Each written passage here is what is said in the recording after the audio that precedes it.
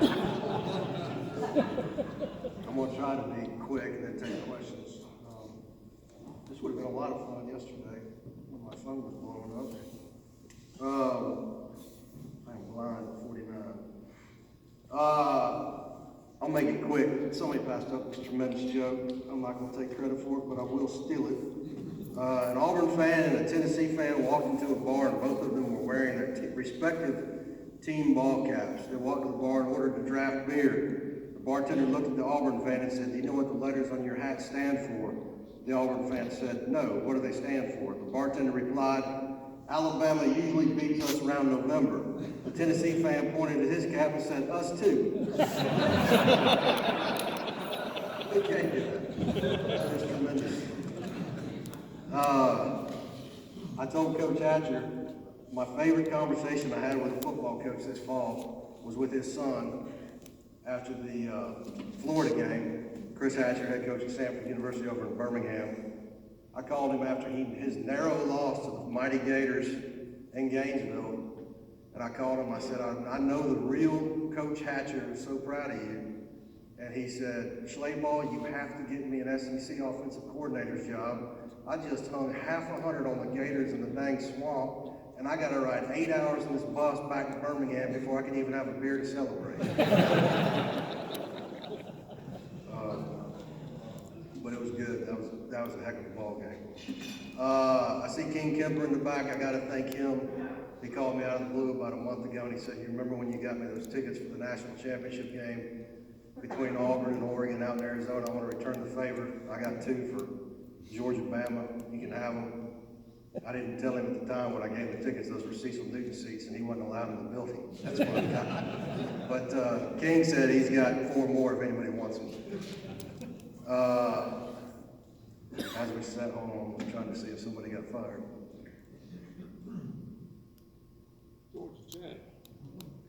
He did. Auburn will have a new offensive coordinator next year.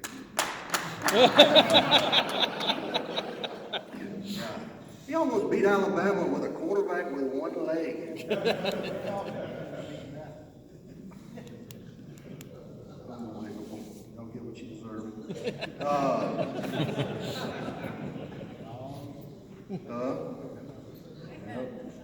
I'll start with the coaching changes. I'm going to kind of go fast so I can take questions at the end. Everybody said it was going to be one of the most monumental coaching carousels in college football history, and it has been. I didn't see Lincoln Riley going to USC coming from anywhere. He said tonight in Los Angeles that USC called him Saturday night right after the Bedlam game, and he had a Zoom call the next morning, and within an hour he had accepted USC's job. I've seen a lot of people saying he was afraid of the SEC. I don't know if that's true. I think probably partly true, but I know he wasn't thrilled about going to the SEC. He didn't think Oklahoma would be on the same playing field as Alabama and Florida and Georgia. Didn't have all the tools in everybody else's toolbox in terms of analysts and support staff and coaching salaries and all that. So I think, by going to USC, which whether you want to admit it or not, when they're winning, it's one of the top 5 jobs in the country. When Pete Carroll was there, it was the best job in the country. It's a much easier path to the college football playoff in the Pac-12 than an SEC pod. I don't know if this is 100% accurate, but it was on Twitter, so it's probably true. USC is a private institution, but supposedly got $110 million over 10 years. USC is buying both of his houses in Norman at $500,000 over the appraisal price. They're buying him a $6 million home in LA, and he gets private use of a jet. So, again, I don't know if it's accurate, but it was on Twitter. Oklahoma, Bob Stoops did come out of retirement to coach in the bowl game, wherever that is. I don't think he'll take it. I think it's only a slim chance. He has told people I know on a couple of occasions, if it started with the University of and it was big enough, i.e. Florida, not Texas, but Alabama, something like that, he would come back in. He's only 61 years old, but I think he's having a great time selling tequila and working on Fox News. But his brother Mark Stoops, who's at Kentucky, could be in play there. Matt Campbell at Iowa State. Lane Kiffin, if they want to keep an innovative offensive mind there. Brent Venables, defensive coordinator at Clemson, who's also an OU guy. He's been very picky and reluctant to leave Clemson, but I think he could be in play there as well. Florida hired Billy Napier from the University of Louisiana, Raging Cajuns, former Clemson assistant, former Alabama assistant. I think he'll do really well there. Big step up from the Sun Belt Conference, but he is a relentless recruiter, which Dan Mullen wasn't, and he'll have to hire a good defensive coordinator. Lloyd, a little better than Todd Grantham, and but he's got to rebuild the roster and he's got to change the culture because I don't think any question they kind of quit on Dan in the end. But he worked under Saban, worked under Dabo Swinney, got a cup of coffee at Arizona State, so I think he'll do well there. I have no idea who LSU is going to hire. I think they wanted Lincoln Riley. I think they were prepared to throw $110 million at Jimbo Fisher. I think Scott Woodward, their AD, probably went to Jimbo 5 or 6 times and was told no. Now I don't think you can hire a coach for $110 million that couldn't beat your lame duck coach with half a roster. LSU beat Texas A&M on Saturday night. So I think there are reports out there this evening that LSU is targeting Brian Kelly from Notre Dame, which would be a pretty big shock. I think they're probably down to 3 or 4. I think he might have just got we got to make it real quick. Brian was making $7.5 million at LSU, and at Notre Dame. Probably thought he was worth about 9. I mean, really, second greatest run in Notre Dame history behind Newt Rockne, and that's saying a heck of a lot. They could backdoor their way into the playoffs this year, and I think that would be 3 in the last 5 years. I think culturally, it's going to be a pretty big shock going from Notre Dame to Baton Rouge.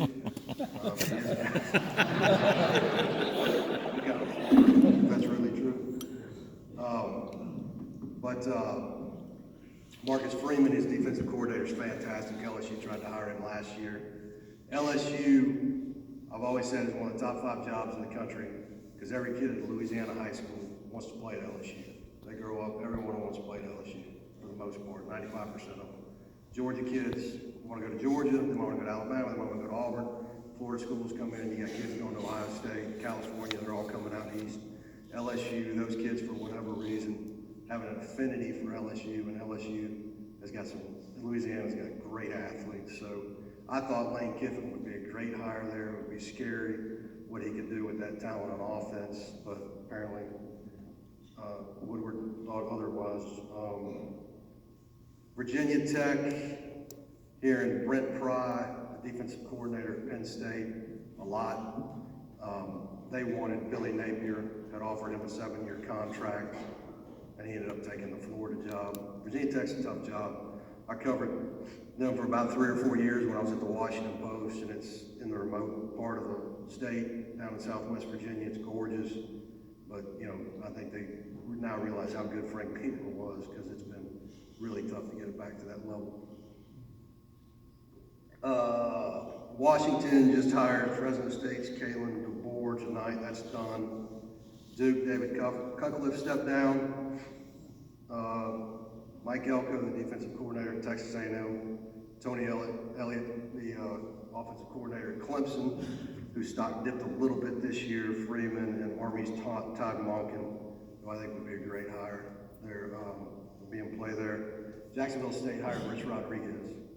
As Brian told me, he did end up coaching the state of Alabama, just not the Crimson Tide. Talking about the college football playoff and the games on Saturday. Obviously, I think Georgia's in the playoff, win or lose against Alabama. I think best case scenario for Kirby Smart would be to beat Alabama and knock Alabama out of the playoffs. So you don't have to mess with them in the playoffs. I think there's an outside chance Alabama could still get in, depending on what happens in the other games. But I think Cincinnati might have to lose, and Baylor might have to beat Oklahoma State. I just think when you look at Alabama's overall body of work this year, the Miami win doesn't mean as much.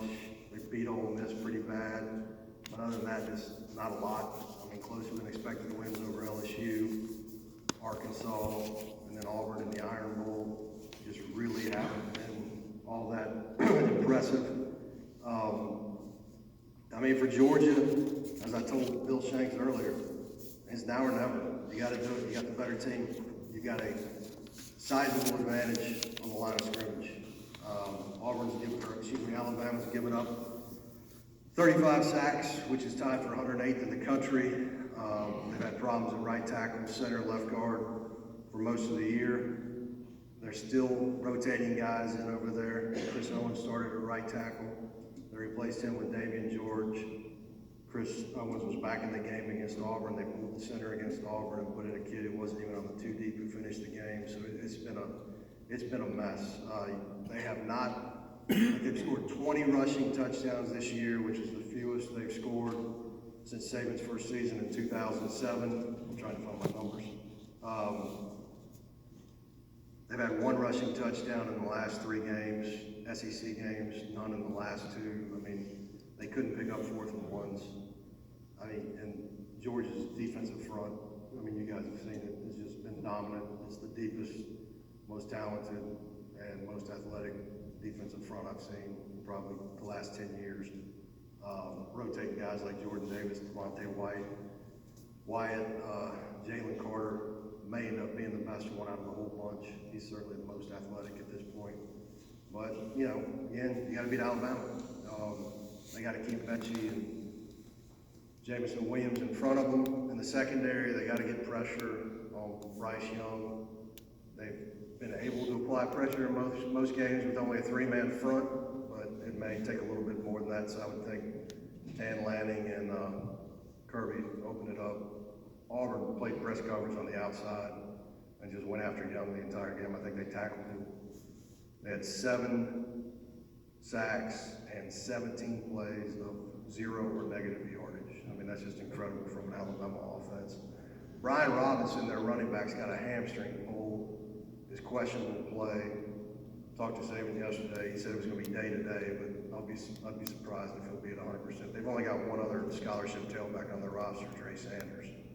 So a lot of it's going to be on Bryce Young's shoulders this week. But you know, it's mental for Georgia. You got to get over the hump. You got to beat them. No more excuses. You got a better team. You're more talented. You're deeper. You've been more dominant the entire season. I mean, you got to show up. You got to make plays. They could have beat them 12, they could have beat them in 17, they could have beat them 2 years ago, and Alabama made more plays. You know, I think if you're Kirby Smart, you not only want to beat them, you want to beat them bad, and kind of set the tone and say, hey, you're going to have to deal with us.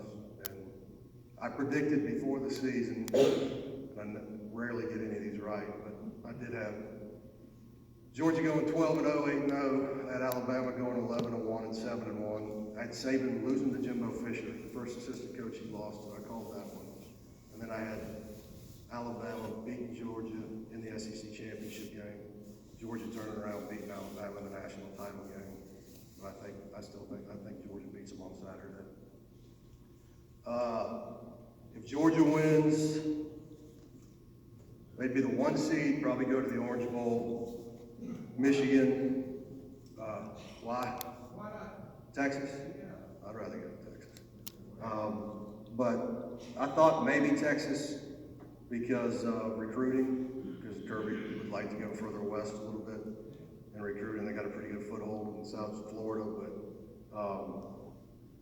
and it may end up that way. If Oklahoma State gets in, it would be unfair to make Michigan play Oklahoma State and Dallas because it's Big 12 country. But Georgia 1, Michigan 2. If Oklahoma State beats Baylor, I think they jump Cincinnati. They're 3, Cincinnati's 4.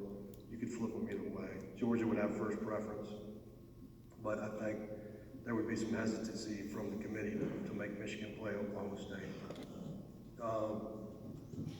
If Alabama wins, Alabama's the 1 seed, Georgia's the 2 seed, Michigan's the 3 seed, Cincinnati's the 4 seed. Cincinnati's going to have their hands full against Houston in the AAC championship game Saturday. Houston's won 11 straight games. Their only loss was against Texas Tech in the first week when they blew a 21-point kick returner in the country. They've been better on defense. I'd be surprised if Iowa can beat Michigan, even though Michigan's got to bounce back mentally from beating Ohio State for the first time in this century. You guys got that. Iowa's got a great defense, 2 great corners, probably the best center in college football, but just really slow on offense, not very good on offense. So I would think Michigan wins that game. And then, what's the other one? Big 12, either one. I wouldn't be surprised if either one won. And then Pittsburgh and Wake Forest in the ACC game, which I'm sure isn't what John Swofford had in mind when they expanded. I got an email earlier. The average get-in price for the SEC championship game is $786. The average get-in price for the ACC championship game is $15. So if you don't get tickets to the SEC game, and you don't mind driving to Charlotte, you can get in pretty cheap. Other bowl games I had, this was my Sunday projections. SEC, Georgia in the college football playoff, Alabama, Sugar, or college football playoff. If Alabama gets in the playoff, Ole Miss goes to the Sugar. If Alabama's not in the playoff, they go to the Peach. Kentucky in the Citrus, Arkansas in the Outback, Texas A&M in the Gator, Tennessee in the Dukes Bowl, Mayo Bowl, Auburn in the Music City, which was a gift, South Carolina in the Liberty, Missouri in Birmingham, Florida in the Gasparilla Bowl, and Texas in the Mississippi State in the Texas Bowl, LSU in the First Responder Bowl. There was only 2 SEC teams not eligible for bowl games: Vanderbilt and Texas.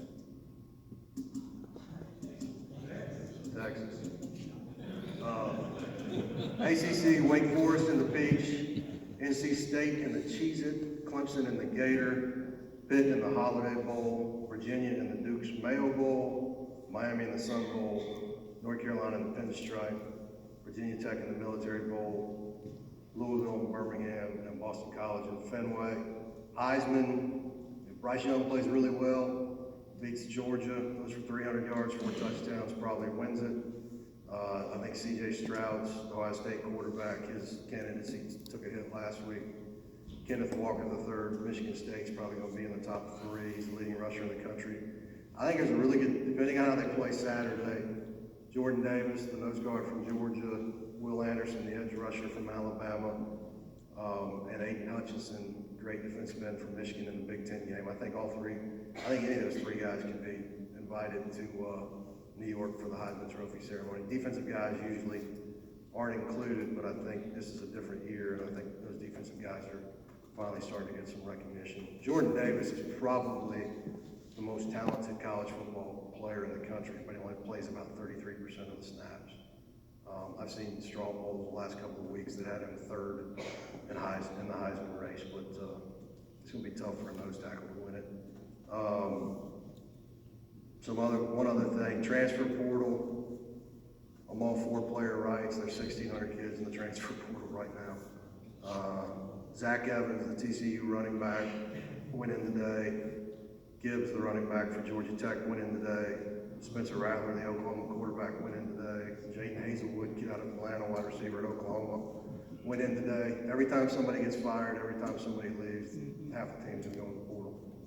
And it's ridiculous. And it's gonna make the gap between Georgia, Alabama, Ohio State, Michigan, Oklahoma, and everybody else was already like this. With the transfer portal, now it's like this. I mean, Georgia needed a couple of defensive backs, got Darian Kendrick from Clemson, the kid from West Virginia, the safety who didn't play all year. Nick Saban needed a wide receiver. He went and plugged Jameson Williams from Ohio State, so it's just free agency. And that's where college football is. I hope we don't get to college basketball because that system's broken. Questions?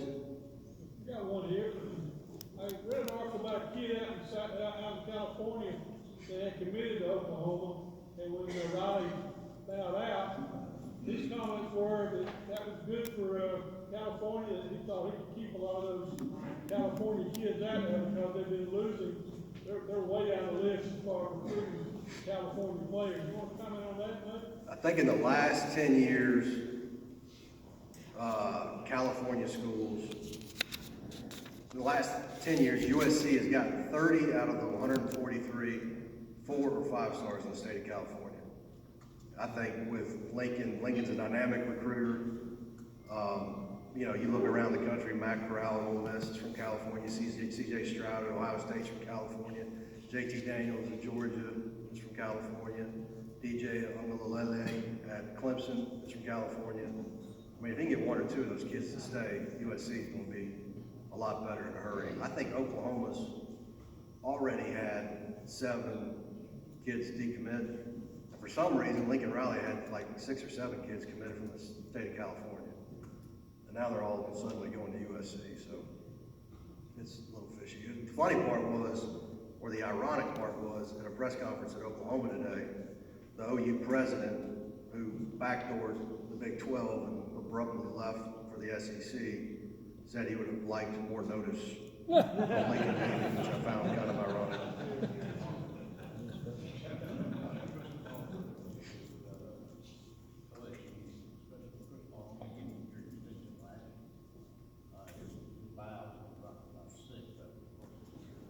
Fickle, Cristobal.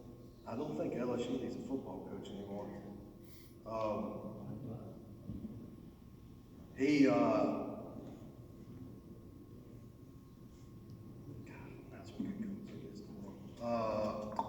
No, he's a good guy. I think, you know, Miami may still open.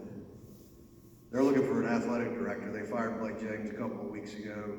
Cristobal is a Cuban American, played at Miami from that area. He could be in play there. Lane Kiffin would love to have Miami. Sorry. Yeah, he's still got a house down in South Florida. Somebody's going to fix Miami. It's just Miami's got to make more financial commitment, and the ex-players have got to be a little less tough on the coach. Second one, How good is Michigan? Michigan is really, really good on defense. The 2 defensive ends, Hutchinson and the kid from Nigeria, are really, really good. Interesting part of that is Mike McDonald, their defensive coordinator, was a finance major at the University of Georgia in like his 3rd year, and he started coaching at Cedar Shoals High School. And then he got a GA job with Richt. I think he graduated like cum laude from Terry School, the business school, and he did a GA with Mark Richt, and then he somehow got on with the Baltimore Ravens, and he was there for like 5 years. And then John hired him off his brother Jim's staff, and now he's probably one of the top 5 defensive coordinators in the country, and he's 34 years old. He played, I think at Grayson or Brookwood or somewhere, but he's done it really. They're just schematically, they're so much better this year. The running back's good, the offensive line's average, the quarterback doesn't throw the ball very well, but they're tough. I mean, I give Harbaugh credit. I wrote last week, they got 0 chance to beat Ohio State. Ohio State looked like the 2nd best team in the country. Offensively, I thought they were maybe the only team that could score points on Georgia and outscore them. And I don't know if it's because California kids and Texas kids don't like playing in the snow, because Ohio State's got a bunch of them. Michigan went from start to finish. And I mean, Harbaugh said it felt like the beginning. Unfortunately, it took him 7 years to get to the beginning, so I don't know where he started. But they whipped him, and that, you know, that was big. Yes, sir. What technique do? He asked what tech needs to do to be competitive. How much time do we have? No, I mean, it's sad. I mean, it's a proud program. I was telling Shanks earlier, I mean, they had great heritage history going all the way back to Bobby Dodd and John Heisman, when they won a national championship 31 years ago? 30 years ago? 90. Half a national championship. But, you know, I don't know. He fired his offensive coordinator, his co-defensive coordinator, his special teams coordinator. It's tough. I mean, there's only one guy left. And the hard part is when you clean house, it's difficult to get guys to come coach for you when they know they're on the hot seat. You know, it's tough to done a better job in recruiting. They've had back-to-back top 25 recruiting classes. I said from the beginning they're going to have to be patient because they're going for Paul Johnson's triple option, more conventional offense, and it hasn't. I mean, to be outscored 100-0 in your last 2 games, that's tough. Yes, sir. Do you think that the Georgia Tech coach will make it? Yeah, he just asked me if I thought Collins would make it. I think it'll be difficult for him to get past next year. I think if they had the money, they probably would have made a change this year. I mean, joke about it. You know, he did that 404 takeover. I said they need to sell 706 takeovers every 2 years because it's about 95% Georgia fans in that stadium. I mean, you can't have. I feel bad for the seniors on Saturday. I mean, their last game was 95% Georgia fans in the stadium. You say Jameer Gibbs went into the portal? We've had an unusual amount of conference reshuffling the last 2 weeks. Is there more to come? I think everybody is set. Oklahoma and Texas started. I thought the Big 12 did a pretty good job of, recovering. You're not going to replace brand names like Texas and Oklahoma, but they got Houston and they got Cincinnati. I mean, the funny thing is, Texas went 5-7. Oklahoma lost the Bedlam game, didn't make the playoff, and lost their coach. And Oklahoma State and Cincinnati, which are going to be Big 12 teams, could both end up making the playoff. I mean, that's pretty good for the future of their conference. But I thought they were going to be in big trouble and really have problems staying on the same level as the SEC and the Big Ten. And they will, because they don't have the 2 big names. But Sonny Dykes to TCU helps them. Dana's doing a good job at Houston. Baylor looks like they're going to be able to keep Dave Aranda, who's done a great job in 2 years there. They're breathing. So how good is Cincinnati? Are they going to go in the top 4? Yeah, I mean, no, yes. Repeat, quick. He said, is Cincinnati legitimate top 4? I think they are this year. I don't think there are any really great teams other than maybe the Georgia. And I was telling somebody, I don't know, I mean, Georgia has just dominated and dismantled people, but who have they beat? Yeah. I mean, you look back at the schedule, and I think they've just been so dominant, it's kind of been overlooked, but Arkansas was probably the best team they beat, maybe Clemson at the beginning, and Clemson struggled on offense for a while, but is better now. But Desmond Ritter's a really good quarterback. Micah Sanders, the defensive end, is a really good player. Sauce Gardner, the other corner, are 2 really good corners. I don't think they're as good as they were last year, but it's, if Georgia were to draw Cincinnati in the semifinals, all Kirby's got to say is these guys think they can beat you. They almost beat you last year. And Luke Fickell can tell his kids, hell, we almost beat them last year. I mean, it was Georgia's JV team, but they didn't know that.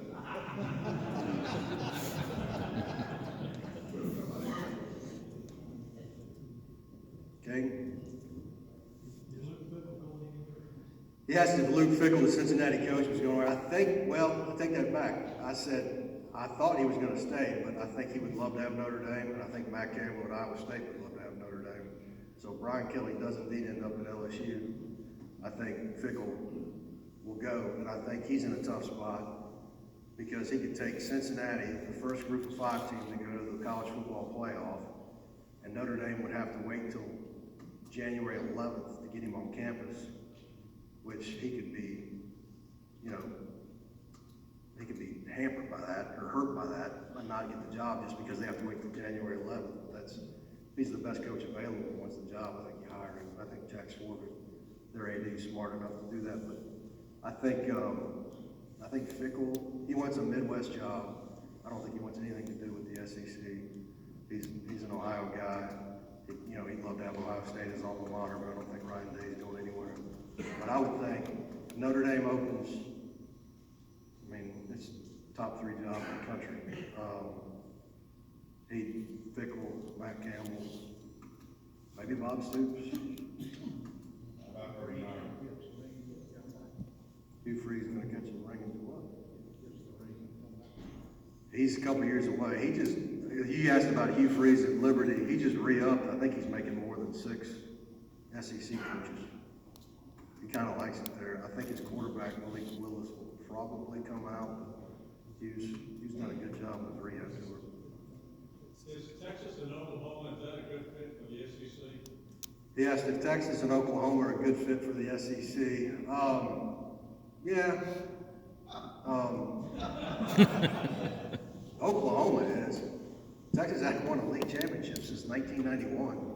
They think they've won 13 straight. I mean, it's a huge brand name. It's a lot of fans. It's a big old state with a lot of people in it and a lot of money. I remember when it first went down, I got to be careful what I say because there was a, he said it'll go on. There was a cease and desist order from the Big 12, ESPN. But somebody said, are they going to keep the Longhorn Network? I said, only if there's the Nick Saban Network.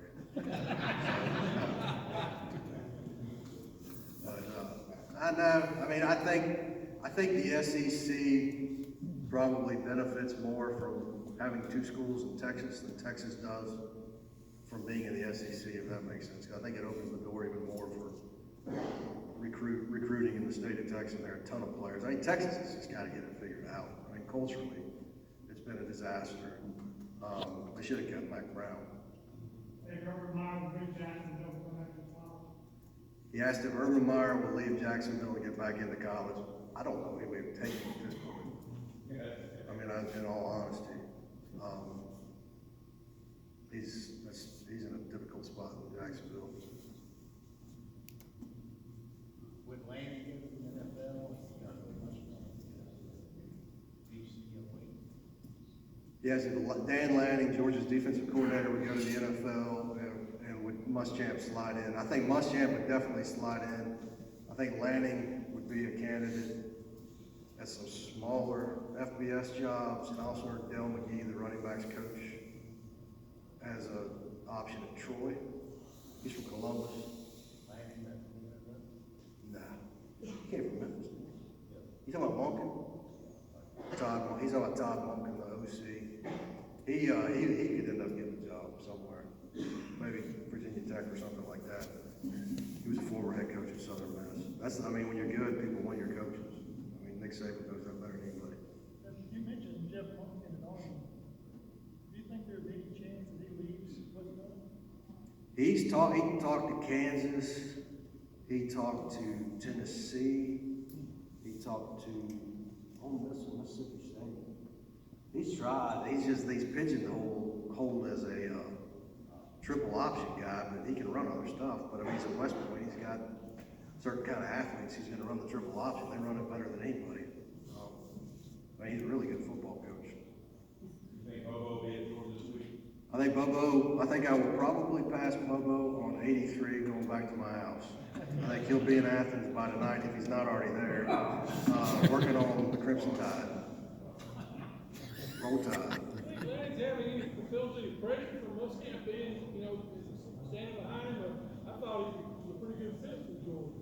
Lanning? Yeah. Yeah, no, I think they get along. I mean, Will started as a behind-the-scenes analyst, and then the situation with Scott Cochran, so they went into the on-field. But I mean, I think all three of them work well together. I mean, I think Will's having fun coaching his son and being around Kirby. What's the deal with Scott?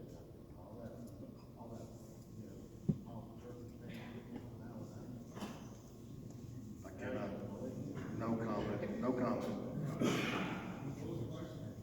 But Scott Cochran, he's back within the program, but not on the field. Anybody else? What's the scoop on Brian Carson? Nobody really knows anything. Nobody from Idaho. What's your, don't be ugly, just be honest. I'm never ugly. You Auburn guys. A little touchy tonight. I thought he would be a good hire because he was an outsider and he wouldn't be influenced by Jimmy Rain and Bobby Louder and all those other crazies over there. And I think he's got to hire some recruiters. I mean, you guys were ready to fire Derek Mason 2 weeks ago and he almost beat Alabama. And you just fired a guy that almost beat Alabama with a one-legged quarterback. You see some play calls? Sir, that throwback to fullback was pretty damn snappy. He could have run that when Gurley was there, instead of throwing the fade. Anybody else? What's Dan Mullins? What is Dan Mullen's future? He will be an on-camera analyst at Saturday's SEC championship game. Talk about Georgia and Alabama. On the SEC network, tune in at I think 10 a.m. Dan's gonna spend a lot of time in Lake and Coney, close to me. He's probably gonna play a lot of golf. He'll get a job. He's a good football coach. He needs to be in the NFL because he does not like to recruit. It's not in his personality. It's not in his DNA. He had some guys that had been with him for a long time, and Todd Grantham doesn't really like to recruit, so he needed younger staff. He brought in Christian Robinson and some other guys, but when you're in the state of Florida, you got the number 33 recruiting class in the country. That cannot happen. Not when you're competing against Nick Saban and Kirby Smart and Jimbo Fisher. I mean, you've got to at least try. But he got paid $12 million, so God bless him.